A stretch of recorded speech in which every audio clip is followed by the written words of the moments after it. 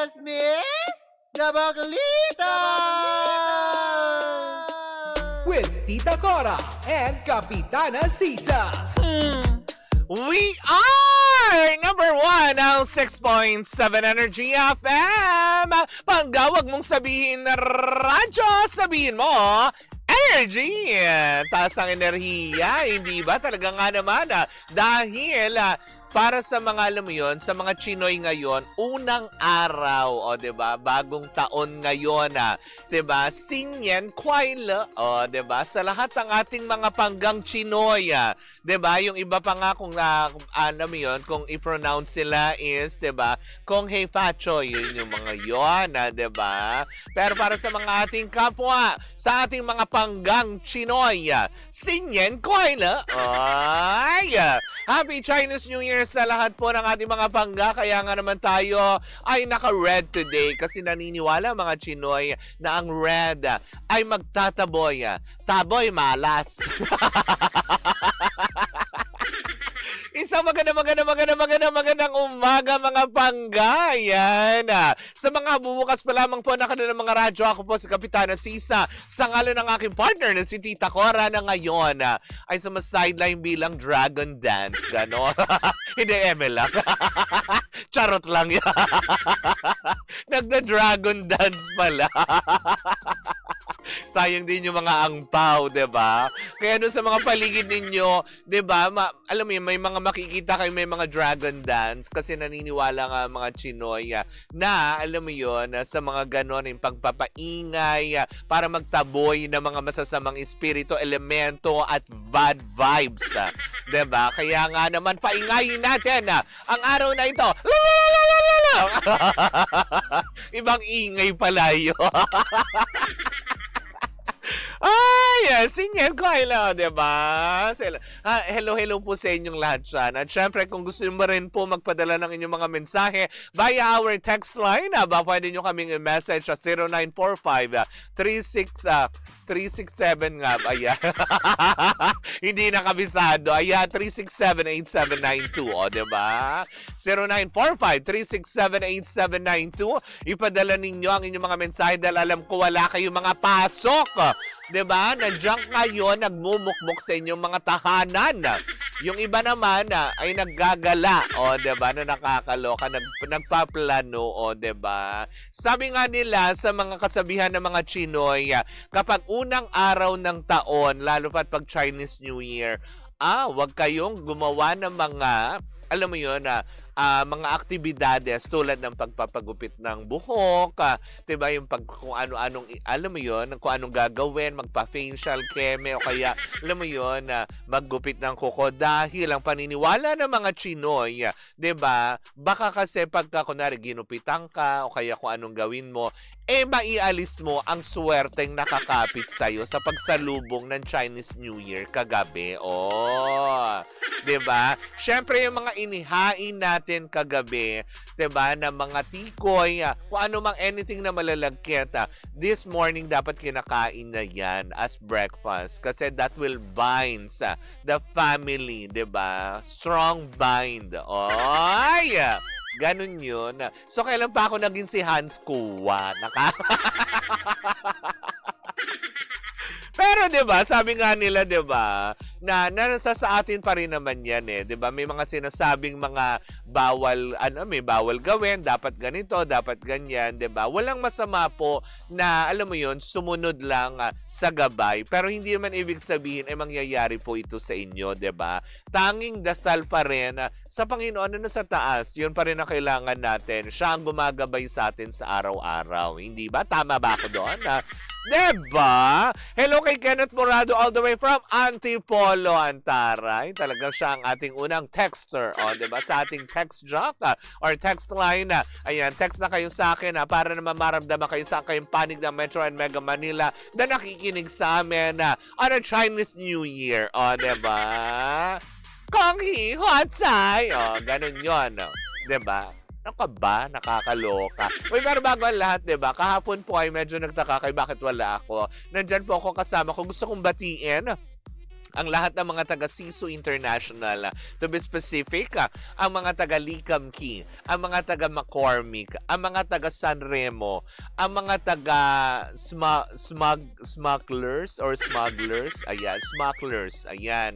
Of course, ang Taste Setters, ang Clara Olea, 'di ba? Kahapon po ay nagdiwang sila ng kanilang, alam mo 'yon, Sisu Summit 2026 at tayo ay alam mo yun, naimbitahan para ma-witness ito, hindi ba? Marami tayong aantabayanan, 'di ba, ng mga produkto na swak sa ating mga panlasa, and of course, hindi lang basta panlasa, very affordable. Kung ano man yan, pakaantabayanan niyo yan sa mga susunod na buwan, lalo sa Clara Olea, 'di ba? Of course sa McCormick, lalong-lalo na sa Likamki, sa San Remo, Tabasco, 'di ba? Yung mga mahilig sa hot sauce, 'di ba? Mahilig sa mga hot na tulad ko. Wow! Siyempre gusto ko rin batiin si Sir Jason Lo, ang aming speaker kahapon. 'Di ba? Nakaka-motivate siyang kausapin. Malamang yung iba sa inyo na alam mo yun, napapanood na siya sa social media. Si Sir Jason Lo is, alam mo yun, is a speaker, a motivator, 'di ba? Na ang ganda ng kanyang, alam mo yun, kahapon, ang kanya naging session with us. And of course, kung gusto niyo pong malaman kung ano pa man din yan, you can check out his Facebook page, Jason Lo.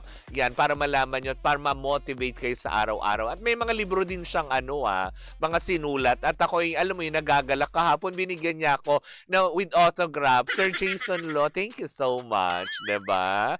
Ay, 'di ba? Sabi ni Daryl, may event ka pala kahapon. Akala ko hirap kang makaupo dahil busy ka. Walang bumomba sa atin.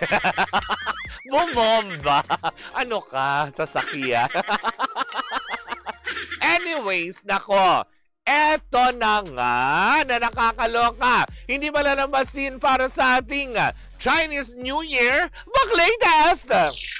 Eto na nga na ako nakakaloka. Hindi pa man din, Pebrero pa lang din, hindi ba? Talagang ewan ko ba naman bakit atat na atat yung mga tao na alam mo yun, tapusin agad itong Roja.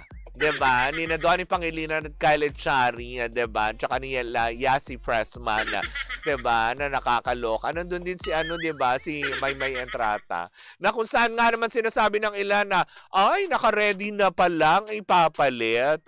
But kumaga matatapos na pala ang Roja kasi may papalit na pala at sinasabi nga nila na ang ipapalit nga daw na teleserye ay itong alam mo yun, Blood versus Duty ni Gerald Anderson at Richard Gutierrez.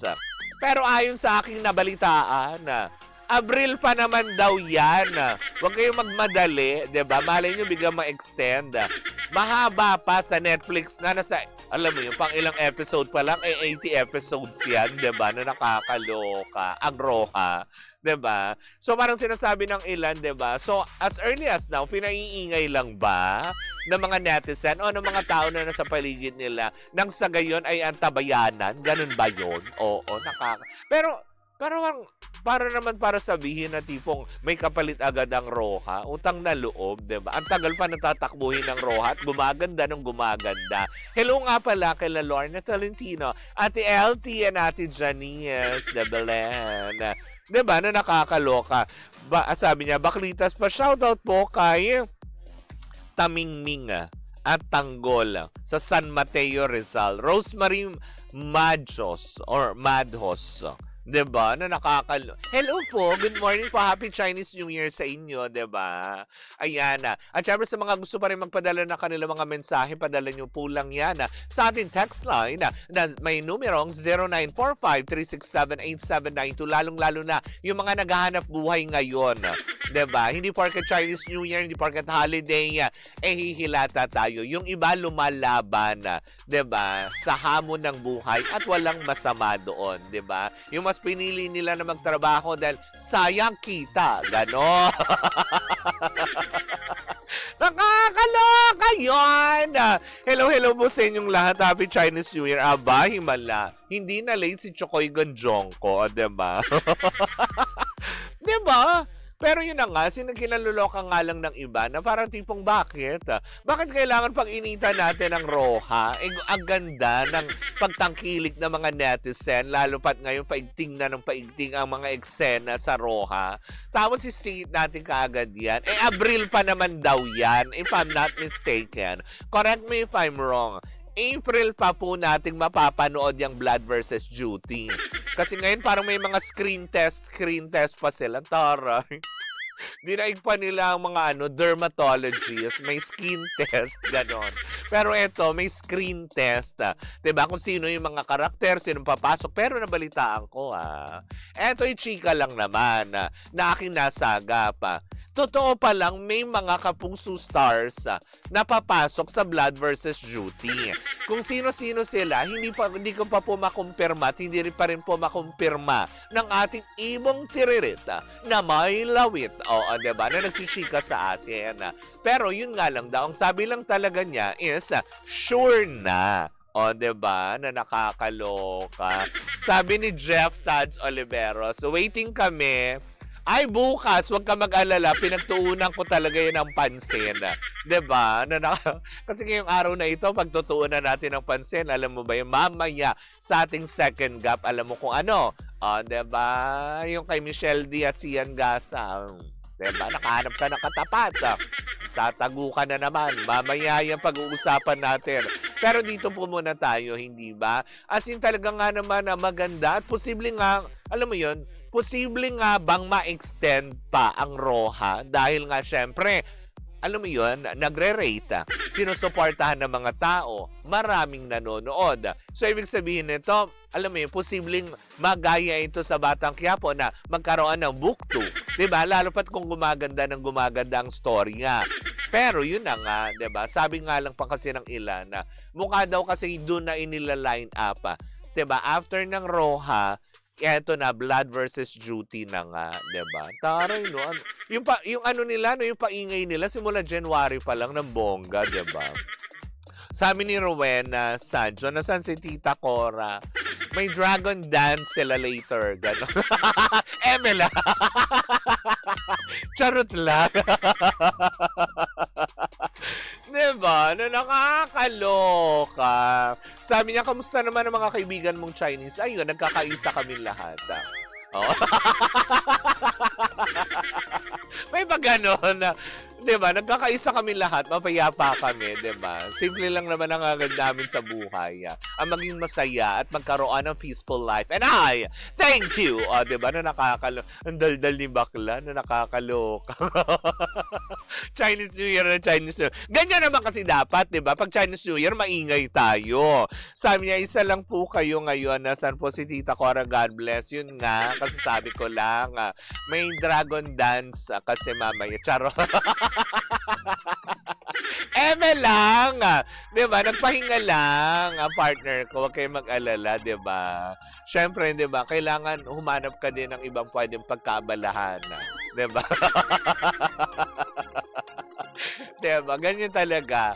Kapag alam mo yun, wala at nakaliba. Diba? Pag nakaliba ang isa, yari ang isa. Ganon. Ganon yun.